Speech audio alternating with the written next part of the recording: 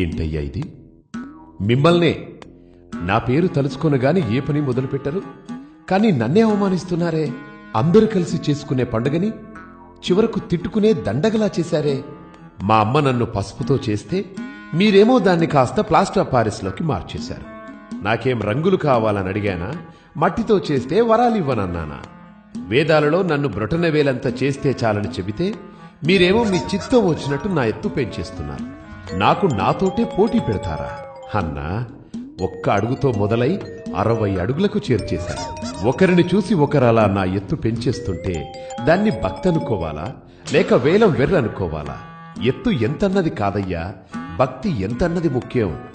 పోనీ సంవత్సరానికోసారైనా మీరు పిలిచారు కదా అని నేనొస్తే ఒక వేద పారాయణం లేదు, ఒక మంచి సంగీతం లేదు, వెకిలి పాటలు, వెర్రి డాన్సులు. అది నా పెద్ద చెవులే హోరెత్తిపోయేలా.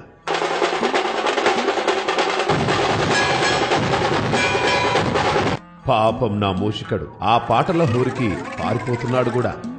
ఇక చుట్టుపక్కల జనాలైతే రోజు అష్టోత్తరం సంగతి ఎలా ఉన్నా మీ గోలకి తిట్టదండకం చదువుతున్నారు. అవును, నాకు లడ్డూలిష్టమని ఎవరయ్యా చెప్పారు? నేను ఉండ్రాళ్ళకి బ్రాండ్ అంబాసిడర్ని కదా. మరి ఆ లడ్డూలేంటి, వాటి సైజులేంటి, పైగా ఆ వేలం పాటలేంటి? అసలు నా కథ, నా రూపమే కాదు, నా ప్రసాదం కూడా మార్చేస్తారా? ఆ విష్ణుమూర్తికి 10 అవతారాలే, కానీ నాకెన్ని పెట్టారు? నాతో క్రికెట్ ఆడించారు, గ్లోబుల మీద ఎక్కించారు, మోటార్ సైకిల్ తొక్కించారు, నా ట్రేడ్ మార్క్ అయిన బుజ్జి బొజ్జరు తీసి 6 ప్యాక్స్ పెట్టారు, టోపీలు పెట్టారు, తలపాగ జుట్టారు, సినిమా హీరోలా తయారు చేశారు. ఆ పరమశివుడు ఒక్కసారి రూపం మారిస్తే మీరు ప్రతి ఏడు నా రూపం మారుస్తున్నారు.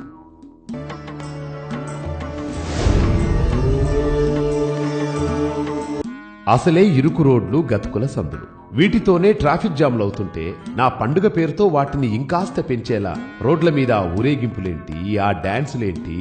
జనాలు ఇళ్లకి చేరలేక నన్ను తిట్టుకుంటున్నారయ్యా. నిన్నటికి నిన్న సిటీ మొత్తం చెట్లకు చెట్లే కొట్టేస్తున్నారు. ఏంటయ్యా అంటే నిమజ్జనం రోజు అడ్డొస్తాయి అంటున్నారు. నాకు ఆకులు అలములంటే ఇష్టమని తెలిసి వాటినిచ్చే చెట్లను నా పేరు చెప్పి నరికేస్తుంటే ఇదెక్కడి పండుగయ్యా? ఇక నిమజ్జనం గురించి చెప్పేదేముంది? నిమజ్జనం రోజు భక్తి ముసుగులో మీరు చేసే పనులు అంతా ఇంతా కాదు.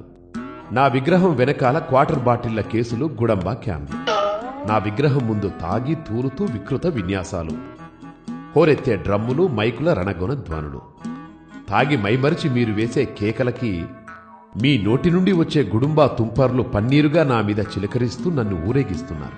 మీ దగ్గర వచ్చే గుడంబా వాసన కంటే ఆ హుసేన్ సాగర్ నీటి కంపే ఎన్నో రెట్ల మేలనిపిస్తుంది. నాకొద్దు బాబు ఈ నిమజ్జనం. నేను బారిపోతున్నా.